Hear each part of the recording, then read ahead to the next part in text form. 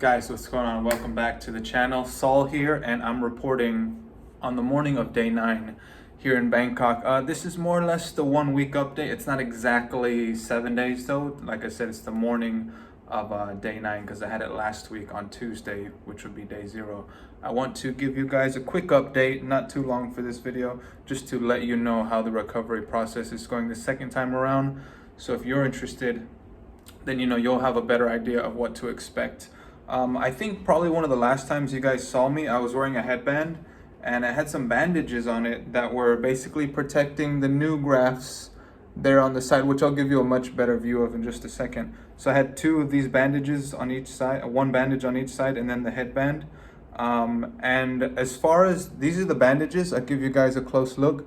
There was no bleeding basically on the recipient area, and this is the second bandage. So they're both there. When I took them off, I thought maybe there'll be some sort of discharge or blood, or sometimes it's a mixture of blood and something else, just a very light colored liquid. But no, there was nothing on either of those, so I was pleasantly surprised by that. The headband, actually, the interesting thing is, I think on day 3, I probably had a little more bleeding than I did on day 2. But probably some of that was that on the 3rd day, on the back going around my head, they had some cushioning, some bandaging, and then the headband was on top of it. But on the 3rd day, I took out those, white bandages, puffy stuff, and I was just wearing the headband only. And I'll show you guys, don't worry, you're not going to get grossed out because this is just, it's very little. It might be a little bit, oh yeah, it's not that hard to see. It's because we're in good lighting right now. But that's the extent of it. It's just a little bit of crust. It's not even like big time blood. And like I said, that to me looks like a mixture because, if it was pure blood, it would soak into the material and it wouldn't develop as much of a crust. It'd be more of just like a fine liquid that seeps through the fabric. But this one was a little bit different. I will say the first few days sleeping were a little bit, that's really, when people ask, people often, they're very curious to say, does it hurt? Plain and simple. But actually, the way I describe it, it's not really painful. The hardest thing about the recovery this time around has simply been, it's uncomfortable to sleep. And there's my bed, we're getting personal in this video. It's uncomfortable to sleep, mainly just because you're laying on the stitches. But it's not painful. I still got, I would say, I wouldn't say a good night's sleep, but I got half a night's sleep, like the absolute minimum my body needs. And then after that, the comfort, it just breaks through and it wakes me up. Like for me, around 4 or 5 a.m. it was waking me up. And then it was kind of hard to go back to sleep after that because just moving around a bit. But anyways, it's very manageable at this point. Like last night from day 8 to day 9, the discomfort was minimal because these stitches, man, they feel great. I will add a video to the end of this one. I'll just put them together because my friend helped me the day before yesterday get a close-up of all the stitches going around the back, because that's one thing I can't really do very well on my own. I can show you guys the front stuff, but not so much the stuff in the back.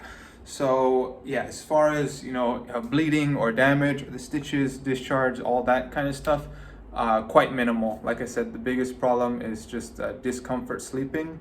I can still sleep, it's just not a full restful night's sleep. But let's get into the hairline. I will say, compared to the first hair transplant, these ones are going to be harder to see because at first I was bald and I didn't have any hair, so it was easy to see because on a bald head you can see every hair, especially the implanted ones.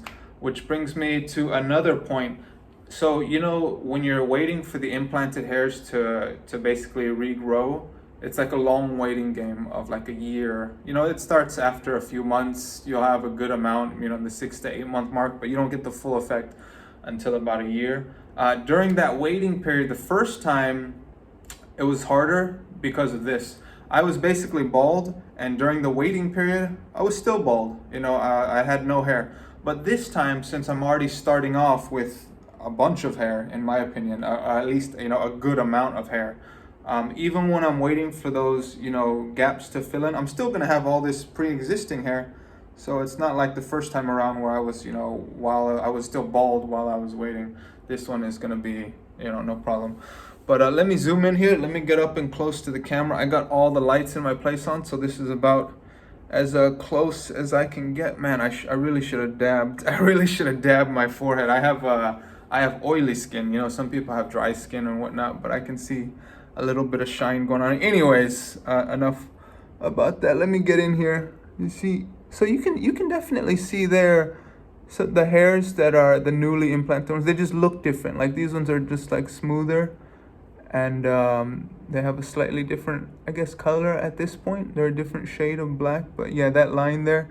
See, I love this part because before, like I said, my temples were just going quite high. For me, it was uncomfortably high, but now where this new line is, to me, it's just so much more satisfying. Just seeing that new hairline, just, oh man, I'm just looking forward to it because I know it's going to be great, and I won't have to worry anymore about my temples. The funny thing is, I went from being bald to having, no hair, to having a good amount of hair. So now I feel like I'm just nitpicking because I'm saying, oh, my temples were high, but really, it's all bonus at this point. It's all like, as some people say, gravy.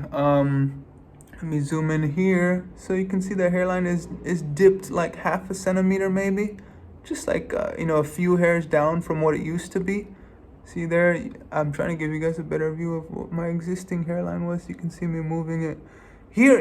One interesting thing they added, I will make a separate video about this, but I'll just touch on it quickly here. He gave me a small widow's peak, so you can see there's a little drop, there's a little like triangle there. So he said that would make it look more natural. I totally agreed. And I was just, smiling the whole time because I thought, oh, wow, before I had no forehead. It was just going all the way back to like the crown, basically. And then after the first transplant, I was like, wow, I have a forehead again and I have a hairline. And now I have a widow's peak. So the progression has just been incredible. It makes me laugh because I'm that happy about it. I'm that excited. Elated, over the moon. Yeah, I don't use that lightly, but this is one of the things that will do that for me and probably you. Anyways, there's a little more of the line. You can see I'm getting as close as I can in there, so you can see the grafts look nice, right? They look clean, and that's one thing about see, look how high this temple used to be. Look where it's gonna be. That's one thing about the clinic I went to, DHT. They do such a clean job on the grafts. If you have seen some other hair transplant videos, like the way the grafts look, especially after the surgery, I wouldn't describe it as clean. Some of them, like I said, they make me worried because I'm like, man, is it supposed to look like that? Why do their hair grafts have a different color than mine? Some of them are like white and pussing, and anyways, that's a different topic. But I'm just saying, I'm appreciating how clean of a job they did on these grafts, because I've seen what I think are, not optimal grafts. One more zoom in there. But yeah, so now they're hard. The other thing I will mention is that this is the morning of day 9. I noticed a tiny bit yesterday. I wasn't even sure, but today I can definitely see some skin is shedding from the grafts, and maybe the grafts themselves. It looks like that top layer of newly implanted, that small skin around the graft and then with the graft will start to fall out. The doctor mentions that any hair transplant, they're going to start to fall out after like a couple of weeks. So for me, on this day 9, that process has already started, and probably throughout the next week is when, yeah, they'll slowly start coming off, especially in the shower and whatnot. You'll notice them. But yeah, second time around, so I know what to expect. Last thing I will mention before I go into the connected video showing the incision on the back. I'll show you guys what my hair looks like. Actually, they did a nice job of covering up the scar and making me look semi-normal in the back. But you can see there, the scar is basically above this drop hairline here, so it's being covered, and makes it a lot easier to walk around like that. But yeah, the last thing that I wanted to mention is that they put a lot of hair inside the existing hairline. So what you can see is where the hairline has been, balanced out. They didn't really lower so much in the front. It's more like they evened it out for the temples. But even within the existing hairline, like I can, when I feel around and just ever so gently tap my head, I can feel where the grafts are, the new grafts, and they go up to, I can feel new ones up to about here.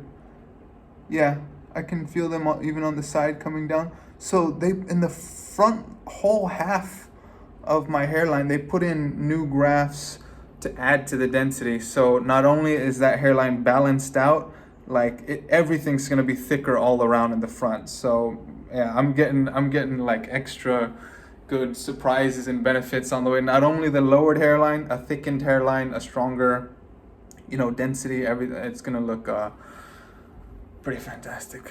Anyways, guys, any questions, hit me up. I'm glad to be able to bring you this in-depth hair transplant stuff. Like I said, I'm loving mine. So yeah, if you're sitting on the fence about it, I definitely recommend it.